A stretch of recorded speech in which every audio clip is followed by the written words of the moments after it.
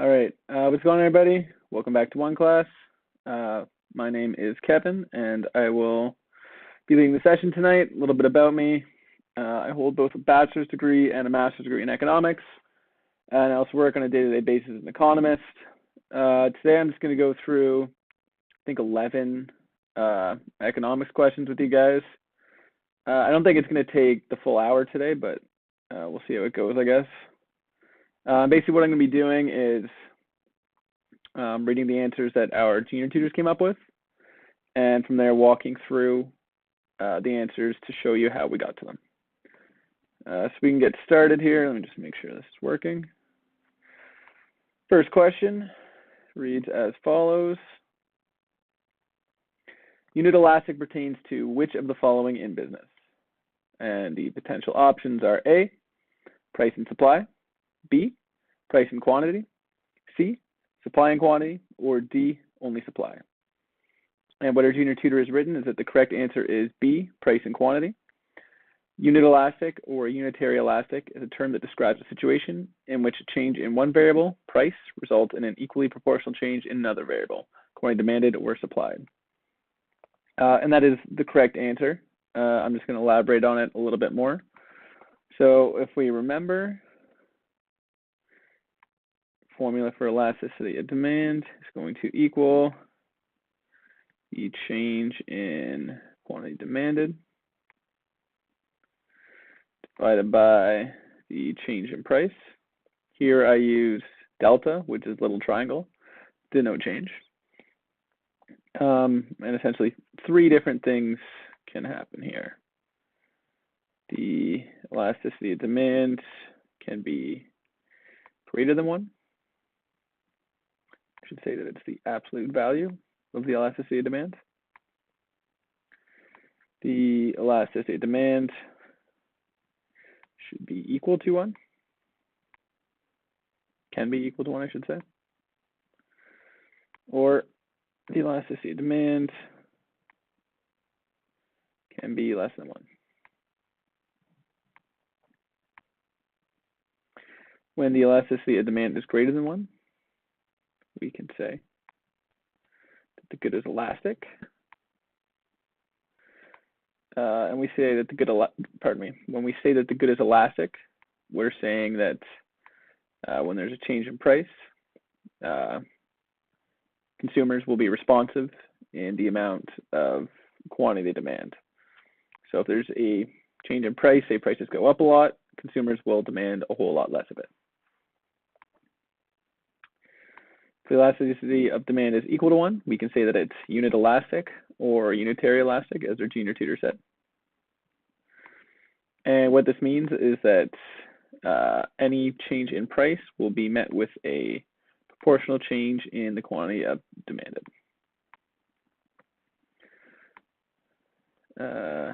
Lastly, the absolute value of the elasticity of demand is less than 1. We say that it's inelastic. This means that a large change in price doesn't much affect the quantity demanded. So examples of like inelastic goods would be like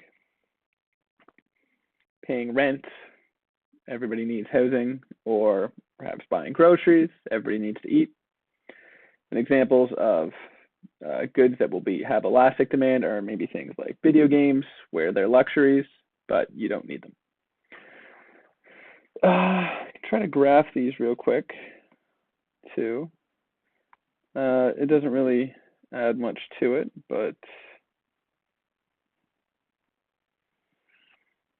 let me actually, I want to make sure I don't draw this wrong.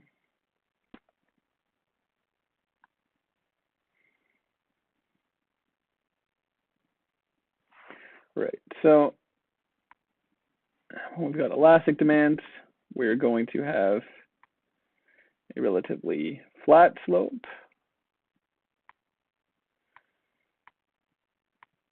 Imagine this is Q and P. And we're going to have a pretty steep slope when we've got inelastic demand.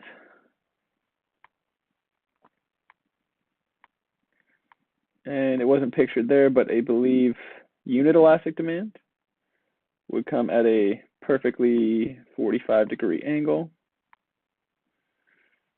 so that price and quantity move proportionally. So 45-degree unit elastic.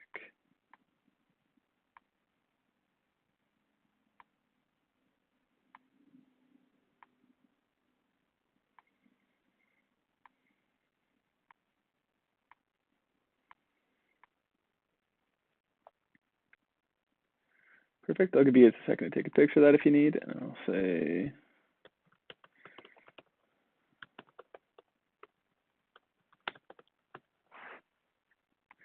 that we can move on to question 2.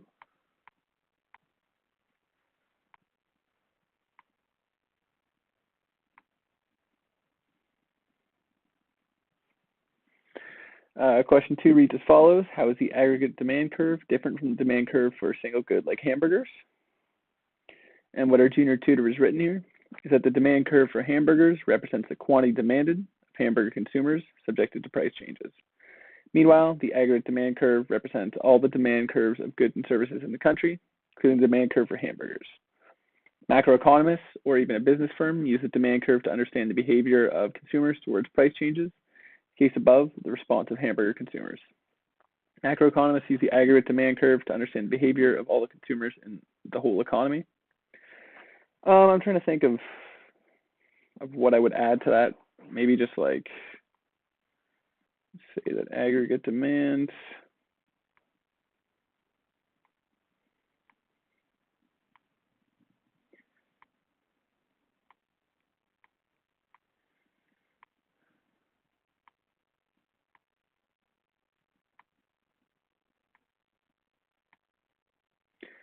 aggregate demand can be defined as the sum of all individual demands.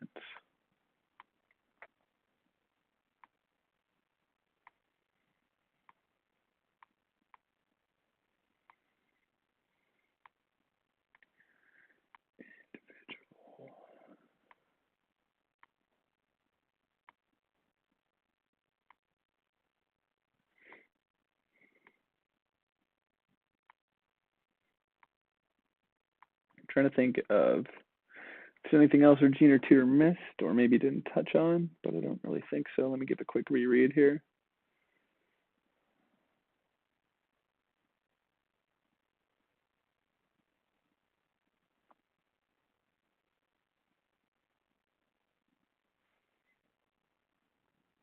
Yeah, I don't really think there's anything else to add. That's a very good explanation. With that, we can move on to question 3.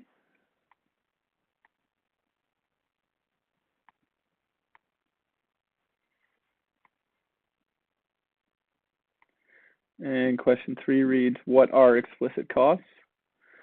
Our junior tutor has written that explicit costs are direct expenses made in the course of business, such as wages and salaries, rents, or materials. Well, that's correct.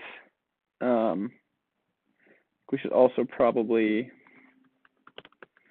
touch on definition of implicit costs as well.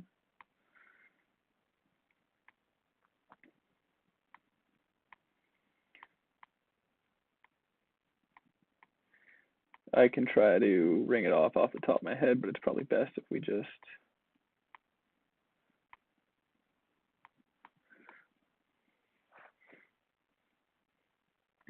cost that has already occurred.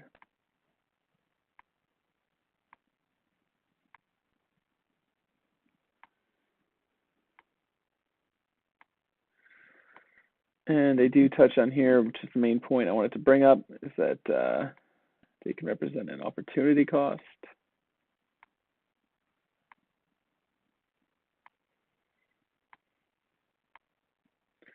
So an opportunity cost, for those that don't know,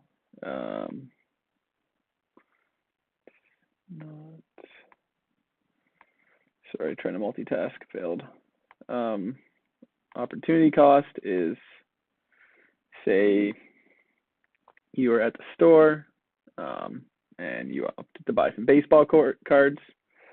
but you were looking at buying chocolate as well, you wanted both. The opportunity cost of buying the baseball cards is also that you can't buy the chocolate.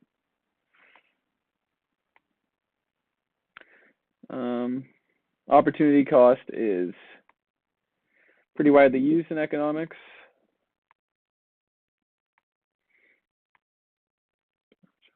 Recorded. I'm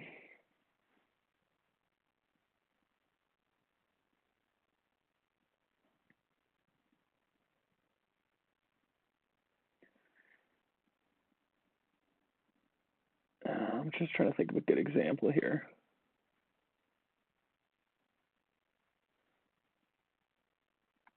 Yeah, so I guess maybe going back to what I just said, we got the cards, and we've got chocolate as well.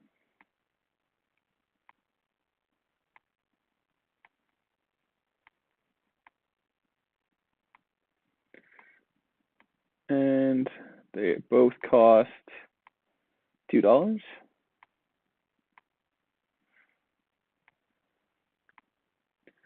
And your mom gives you $2 to go down to the corner store, and you're not sure which to pick. If you end up choosing the cards, that's then your explicit cost of $2, because that's what you actually paid for the good. But your implicit or opportunity cost is going to be the $2 worth of chocolate that you could have had.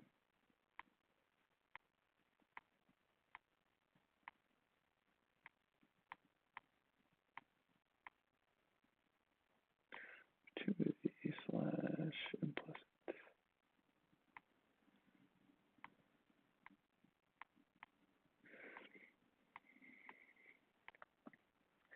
I think that's all I really have to add here.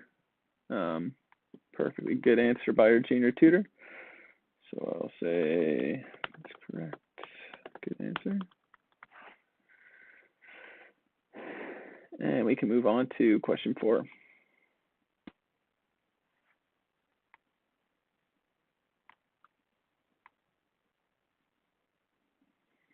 What are complementary goods? I've taken 6 years of economics classes, and I'm still always forgetting or getting complementary and substitute goods mixed up. So our potential options here are A, goods that are usually bought together. B, goods that are fun to use. C, interchangeable goods like Pepsi and Coke. Or D, all of the above answers are correct. And our junior tutor has written that the correct answer is A, goods that are usually bought together. And that is correct. So complements are goods that go together. So if the demand of one increases, the demand of the other should also increase. I'll write bought together instead of go together.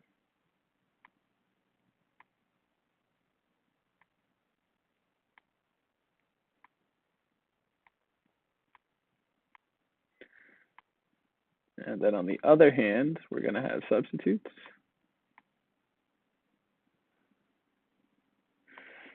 And substitutes are goods that are going to be bought in place of the other.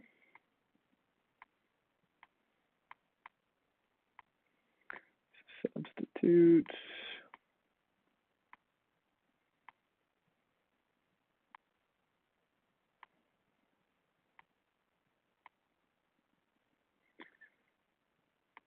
Bought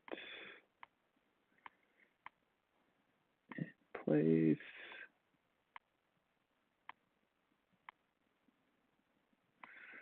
of one another.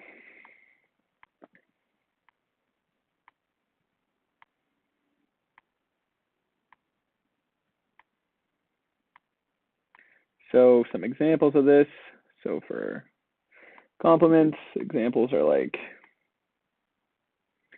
if you go to McDonald's for a burger,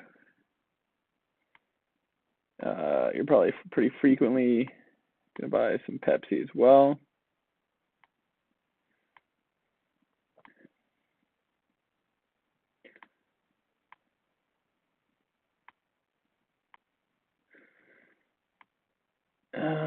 And the thing with complements is if the price of two complements is to fall, you can expect the quantity demanded of both to increase. Of course, if the price of them both increase, you can expect the quantity demanded to decrease. With substitutes,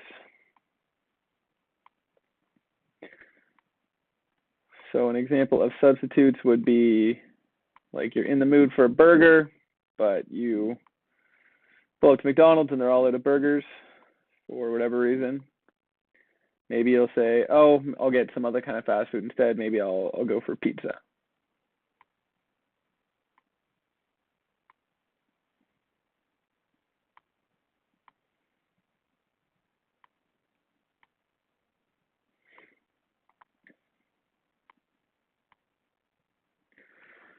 And what happens for one, say the price of a burger goes down, then you would expect more people to buy burgers and less people to buy pizza. Similarly, if the price of a burger were to go up, people that would have originally gone for a burger might instead say, no, I don't want to pay that. Instead, I'll get a substitute and I'll go with pizza. Yeah, I don't have anything to add to that. Answer, that's correct. And we can move on.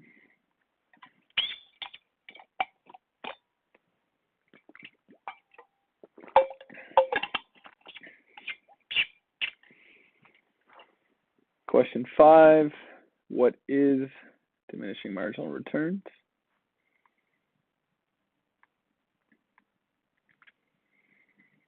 And what our junior tutor has written as the answer is that the law of diminishing returns, also referred to as the law of diminishing marginal returns, is a theory in economics, which states that in a production process, as more units of the variable factor is continually added to a fixed factor, there will be a point at which the marginal per unit output will start to decrease, holding all other factors constant.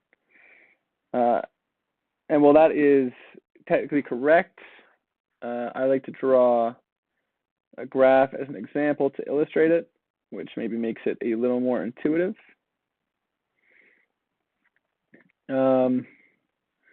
So maybe here we've got money, and here we've got utility.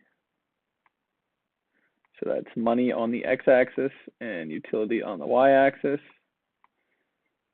For those who don't know, because I think I went like 2 years in economics without actually knowing this, utility is roughly equivalent to, say, happiness or satisfaction.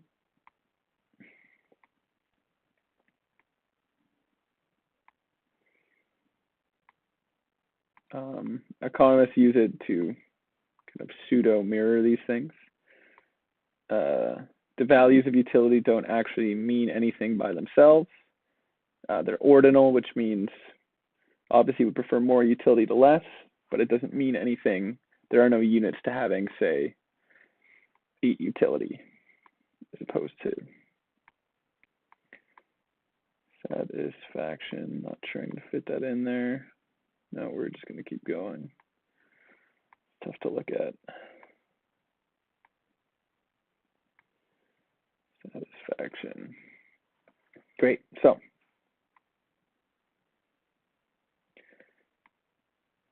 diminishing marginal returns.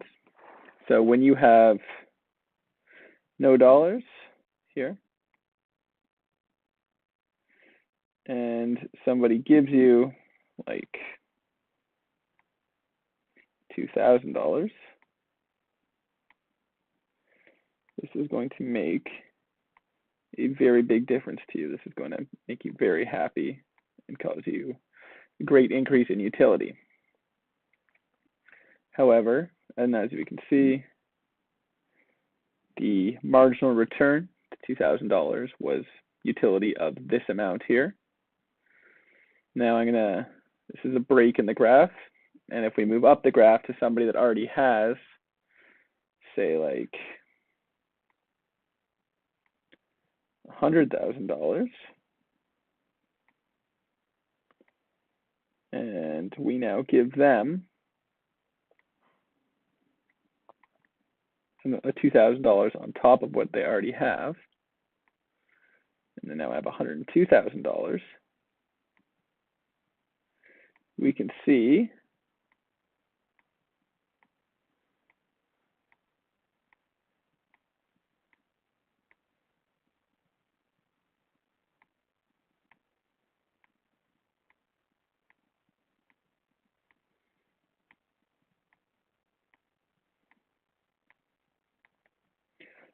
that although it makes them happier, they gain less utility than they did when they had $0 to start than they do at $100,000 to start.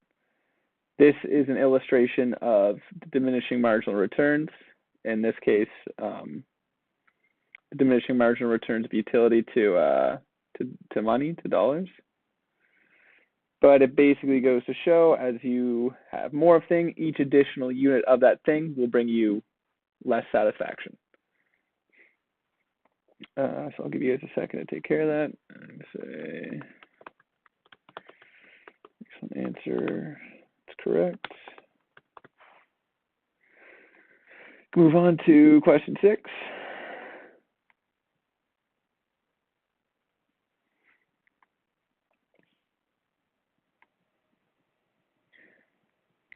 Just reads contractionary monetary policy. I assume that is them asking what is contractionary monetary policy. What our junior tutor's written is that contractionary monetary policy refers to a policy taken by the Federal Reserve Bank to cool down economic activity in order to fight inflation. Usually, the Federal Reserve Bank will reduce money supply, which will increase interest rates and discourage consumers from spending. That is correct. I'm just going to add a little chart to it. I'll Google this in a second to make sure I'm drawing it right. This is off my memory, but I think I am. We've got money supply.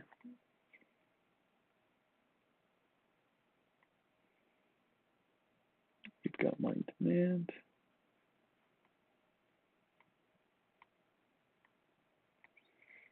We've got our initial nominal interest rate, solid rate.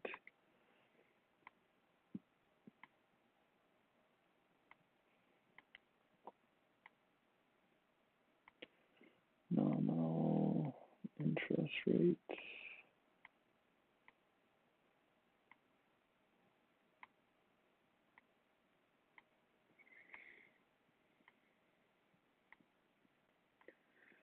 Leave on the x-axis, we've got our quantity of money.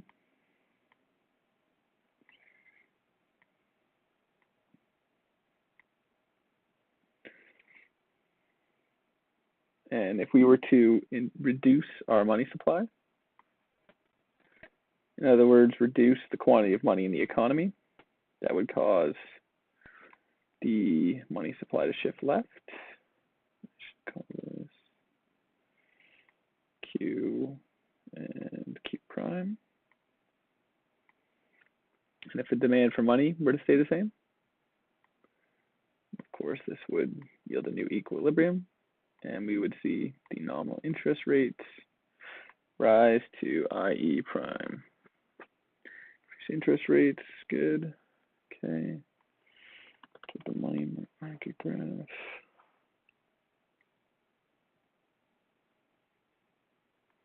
So make sure I labeled everything right here. Looks like I did. Cool. Yeah, so obviously a contractionary monetary policy is going to shift the money supply to the left. I should call this MS prime. Similarly, if we were to have an expansionary monetary policy, this would, of course, call it double prime. Expansionary monetary policy would shift the money supply curve to the right and cause a lower interest rate. If you guys remember, we're in a pandemic. And at the start of the pandemic, a lot of countries began printing a lot of money, thus increasing the money supply and lowering the interest rate. Here in Canada, mortgage rates are, I want to say, an all-time low, because I don't know that for sure, but at a very low rate right now. And this is one of the reasons why. The Bank of Canada said they should remain there until around 2023. So here we've got, on the left, a contractionary monetary policy, and on the right, an expansionary monetary policy. I'm going to say excellent answer, that's correct. And we can move on to number 7.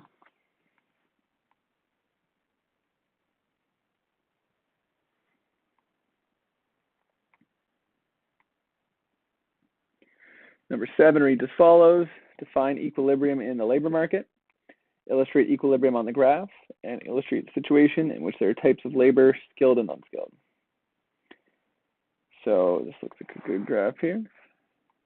I will copy it just for my own commentary. So what our junior tutor has written. So the equilibrium in the labor market is a situation that occurs when the demand for labor equals the supply of labor, and equilibrium workers are employed at wage rate W. So on our y-axis, we've got the wage rate. The x, we should have the demand, the number of people employed.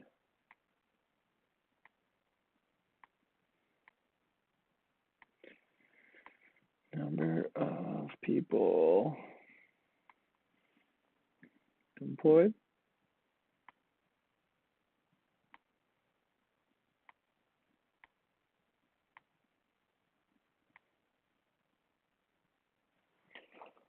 And from here, it looks like pretty well any supply and demand graph you've seen. So we've got LS for labor supply sloping upwards, and LD for labor demand sloping downwards. Here we've got the equilibrium number of workers denoted E star, and the equilibrium wage rate W star. So maybe I'll run us through like a scenario here. Say that the labor supply increases, perhaps through immigration or some other avenue. We would call that LS prime. The labor supply curve would shift to the right, and given that the labor demand stayed the same, we would see a reduced wage rate, equilibrium wage rate, W prime, but we would see a larger number of people employed. So just to reread the junior tutor's answer there, equilibrium in the labor market is a situation that occurs when demand for labor, LD, equals the supply of labor, LS, and equilibrium workers, E star, are employed at wage rate W star. Labor demand is shown by the downward sloping demand curve, and the labor supply is shown by the upward sloping supply curve.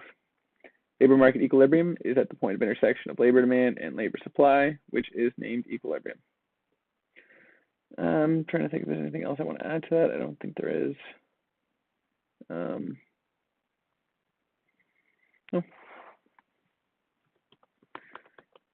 Excellent answer.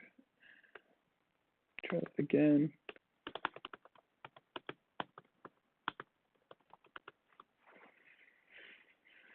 Cool. We can move on to question 8.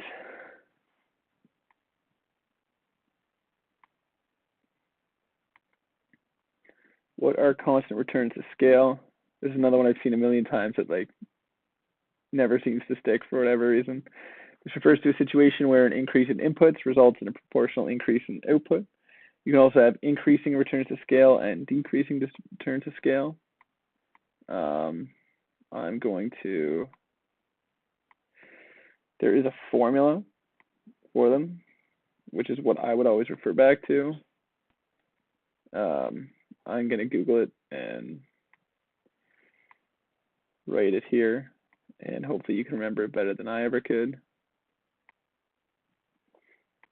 So we've got increasing returns. We've got constant returns.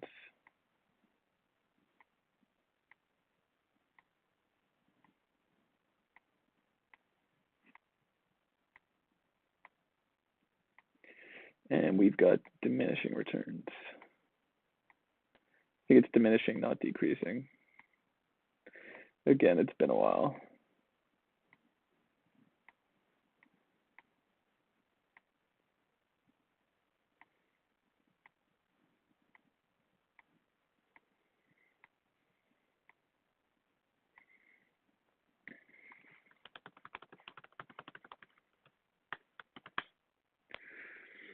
So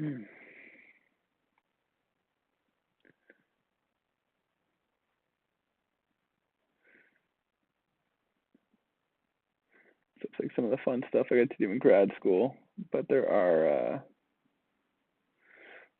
simpler formulas in this.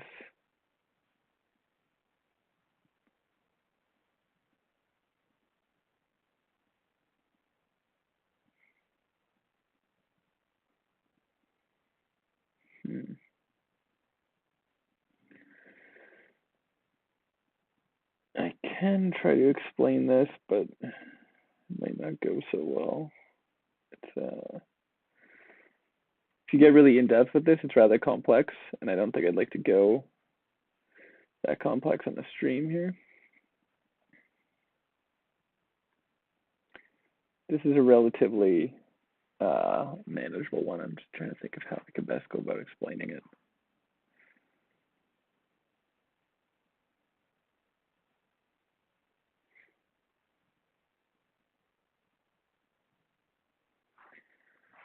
So what we're saying is there's a production function here, Q, and the amount produced, Q, is a function of the labor that is put into it and the capital. Now, if we were to multiply Q by this lambda, which is unknown, that's again going to be a function of L and K. So if multiplying it by lambda has the same effect as multiplying it by this multiplier H, we've got constant returns to scale. If multiplying it by lambda were to increase lambda Q to a larger number than F, H, L, H, K, we'd have increasing returns to scale. If we're to make it a smaller number, we'd have decreasing returns to scale. I think I'm just going to leave it at that for the brevity of this stream. This is a good topic in microeconomics if anybody ever wants to look into it. I found it rather interesting in grad school. So I'm going to say that's correct. As far as increasing in returns and decreasing returns, increasing returns would be an increase in output, results in an input, sorry. So increase in input is going to yield a larger increase in output than the increase in input was. Constant returns, if we were to increase input, we will increase output by the same amount.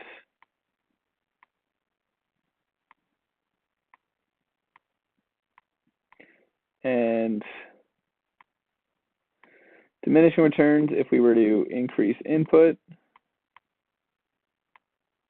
we would increase output, but by a smaller amount than when we increased input. Able to note that with a little half up arrow. This was poorly drawn for sure, so I'll just maybe reiterate it one more time to you guys. Increasing returns to scale.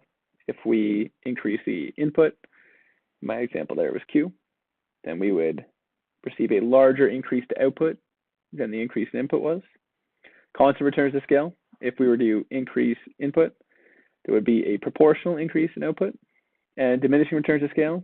If we were to increase input, output would also increase, but by less than input was increased.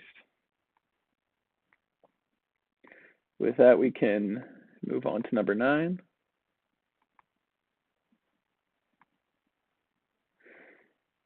Number 9, what is the main difference between goods and services? And our junior tutor has written that goods and services are outputs or products. Pardon me. Goods and services are outputs or products that are intended to provide satisfaction to the consumers. The main difference between goods and service is their tangibility. Goods are tangible products, hence it has a physical aspect, where it can be touched, seen, smelled, or tasted. On the other hand, services are intangible products. They cannot be seen or touched. Instead, they're performed directly to fulfill the needs of the consumers. For an instance, an apple is an example of a good because it can be seen and touched. Meanwhile, a haircut is an example of a service because it cannot be sensed. Instead, it is performed by a hairdresser, a producer, to a consumer. So some examples of goods maybe. So they said what apples. Okay, so there's also big things like cars and houses.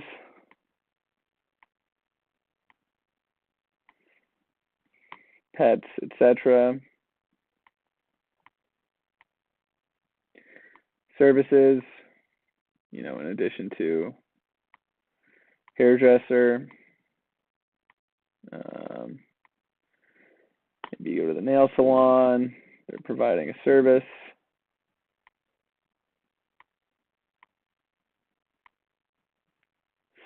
A good one here, I'm going to say, is going to a tattoo parlor.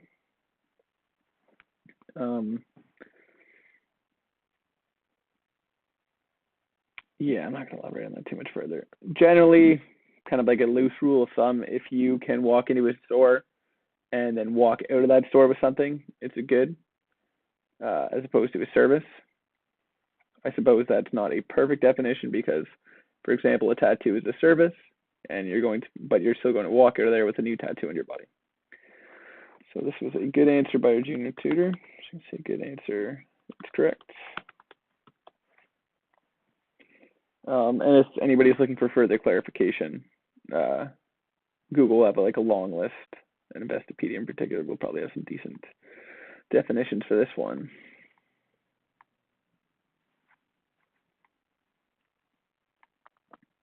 Question 10. I think there's 11 questions. This should be second last one. Question is, what is economic efficiency? And our junior tutor has said that economic efficiency is a state in which each and every resource is optimally allocated so as to satisfy the needs of each individual or entity in the best possible manner while minimizing waste and inefficiencies. When an economy attains a state of economic efficiency, any assistance given to one entity would harm the other. Allocative efficiency, productive efficiency, distributive efficiency, and Pareto efficiency are some terms that encompass the phases of economic efficiency. Allocative efficiency suggests that the resources are used in such a manner that the combination of goods and services satisfy the maximum needs of society. Productive efficiency suggests the use of a cost-effective production technique. Distributive efficiency suggests the equal distribution of resources. And Pareto efficiency indicates that the resources should be allocated in an economically efficient manner, but does not indicate equality or fairness. The definition of Pareto efficiency that I have always known, and in my opinion maybe a little clearer, is that Pareto efficiency, which is also called technical efficiency. Maybe I'll write that too. So Pareto efficiency / technical efficiency.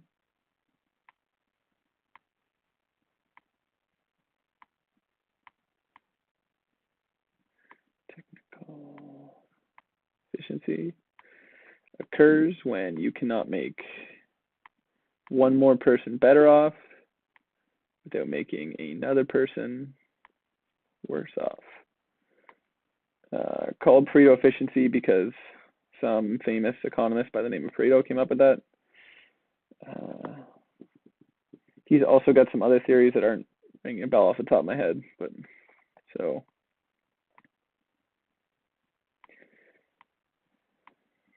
can't make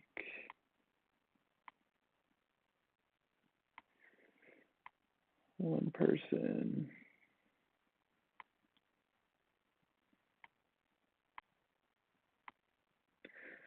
better off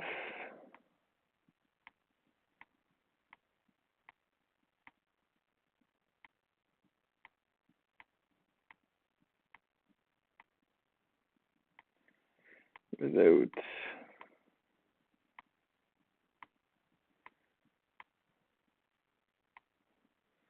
making another. Getting finger cramps at this point.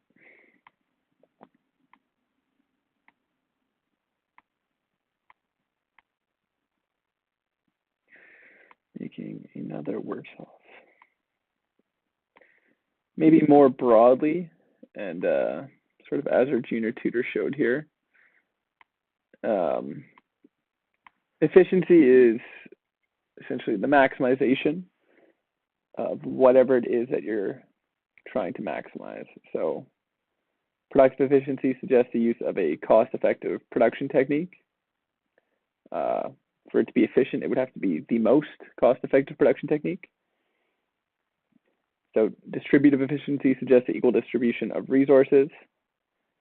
For it to be efficient, it would imply that it was the best distribution of resources, etc., etc. That's a very good write-up, and I don't really think I have anything else to add to it outside of that clarification on the definition of Pareto efficiency. So I'm going to say an answer that's correct. And we can move on to what I think is the last question here.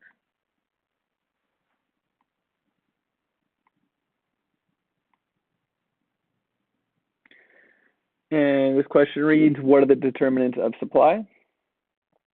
And our junior tutor has written that they are the price, cost of production, natural conditions, technology, transport conditions, factor prices and their availability, government policies, and price-related goods. Off the top of my head, I think most of those are correct, except possibly price. If I remember correctly, changes in quantity supplied are price, and changes in the actual supply are these other things they listed, like cost of production,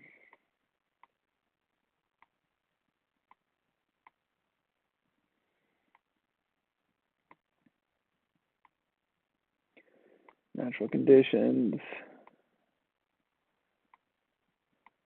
I'm not going to list all of these, but technology is a big one. In the world we live in, where technology is rapidly evolving and disrupting industries, it's often the cause of shifts in supply. And a change in supply is if we've got quantity on this axis, price on this axis, we've got our supply and demand. A change in supply, so a change in any one of these factors, say technology improves and we can now produce more of a good with the same amount of input. That's going to be a shift in the curve.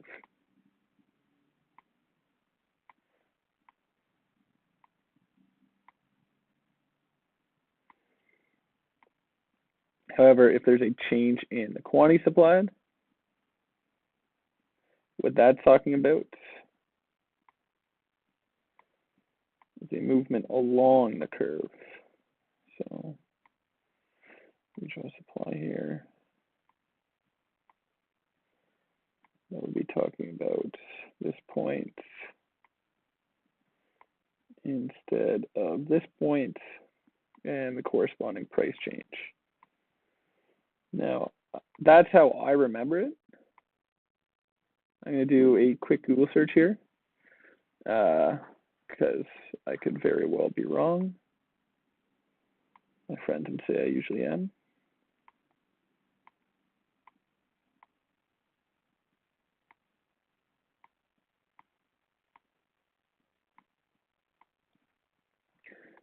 Say change quantity supplied versus change in supply.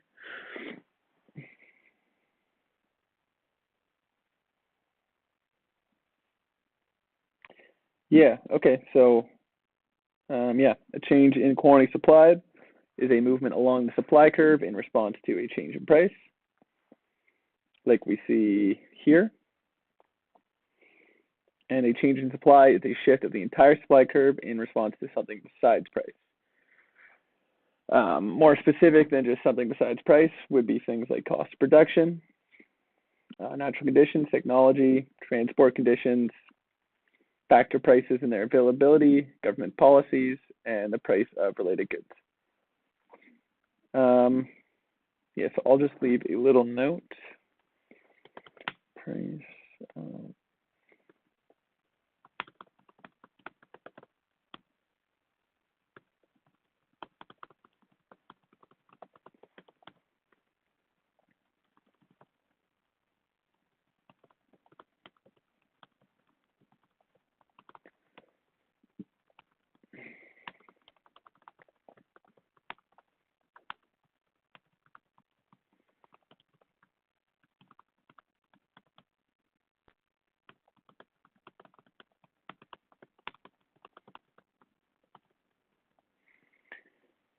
Yeah, so just to go over that one last time, if there's a change in price, this is, I'm trying again.